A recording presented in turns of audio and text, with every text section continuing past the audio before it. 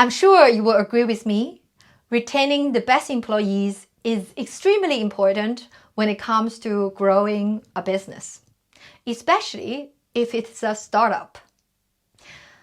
But it can also be difficult and oftentimes frustrating, given busy entrepreneurs and leaders often have other thousands of things going on the side. After years of experiences, I've come up with this secret formula that I'm going to share with you today.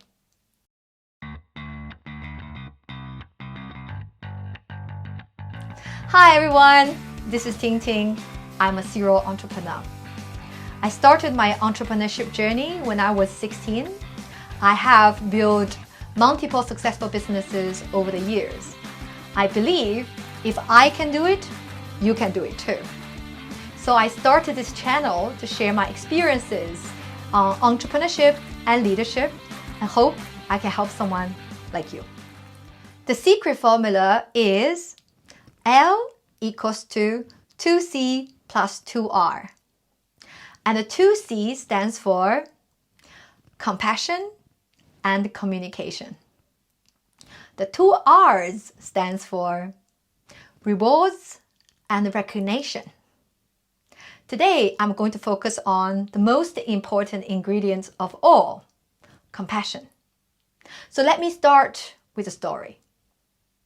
At the early stage of the startup, I was very hard on my staff.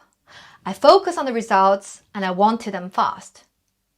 One day, a staff came in for a weekly catch-up. I was very angry at her because she made a mistake that is very counterproductive and it cost the company a lot of money.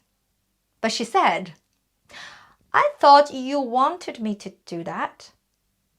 I was furious. I raised my voice at her and said, "Look, lady, be a grown-up. You have to think independently. If I ask you to jump off the building right now, would you do that too? I hired you to help me, not the other way around." I know. It was mean, and it didn't work. It didn't help. She was very upset, and she resigned within a few months. I started losing other staff too. I also noticed that staff are afraid of me, and they started calling me even evil queen behind my back. But it didn't make sense to me though. I thought all I did was trying to teach. I was teaching with tough love. Why are they so weak? Even this teaching comes at the expenses of me feeling extremely frustrated at how slow they learn compared to how I expect them to. I don't understand. And I felt frustrated. I felt useless. I even told myself, maybe I'm just not cut out to be a leader. I knew something was wrong, and I had to fix it. There's a Chinese saying, "You only see things clearly from a distance." So I decided to take time away and hired a manager to replace me. I traveled and meditated. I have attended a number of leadership trainings and coachings. I read countless self-help books, psychology books, leadership books, and biographies of some of the most important and successful business leaders of our time, even spiritual leaders. Finally, I found my answer. I was simply modeling my mom's philosophy of tough love. If I don't beat you, you will not be successful. It was so deeply ingrained in me that I couldn't even see it.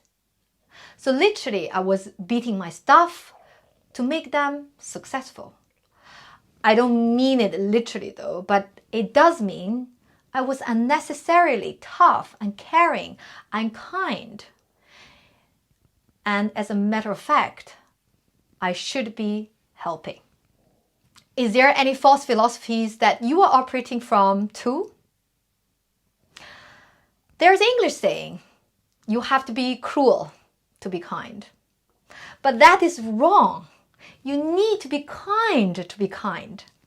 And the number one secret formula to great leadership is compassion. People are not dogs to be pushed around and fired when they don't follow orders. They are not perfect. They're human. They make mistakes. They need time to learn. They have emotions and they need help. So I changed. I started helping, communicating, listening, seeing it through, believing in others, letting people make mistakes, cheering them up when they're down, and celebrating every tiny bit of their victory. And my goodness, it worked. It worked like magic. In fact, I think I found the sweet spot of tough love without beating people. I still hold people accountable. I still expect them to work hard. But when they make a mistake, instead of making them feel stupid, I work with them together to find solutions. I even took a step further. I encouraged every new employee to make as many mistakes as possible during their probation period because that's the only way to learn. And the results are fabulous.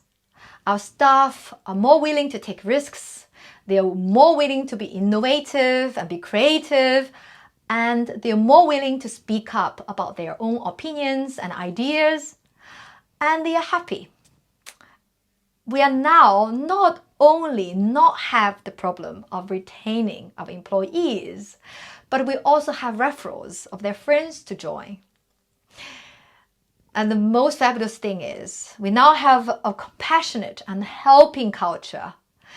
And we have the next generation compassionate leaders being developed during the process who were just fresh graduates a few years ago.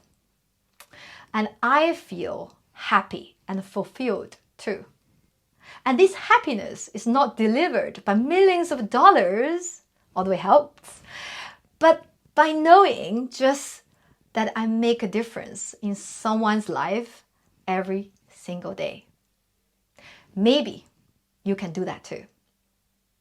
I hope you enjoyed today's video and learned something today. My name is Ting Ting. Please do subscribe to my channel. If you'd like to have more topics on entrepreneurship and leadership, I'd love to hear from you. Please do comment below. I hope to see you next time then. Have a lovely day. Bye.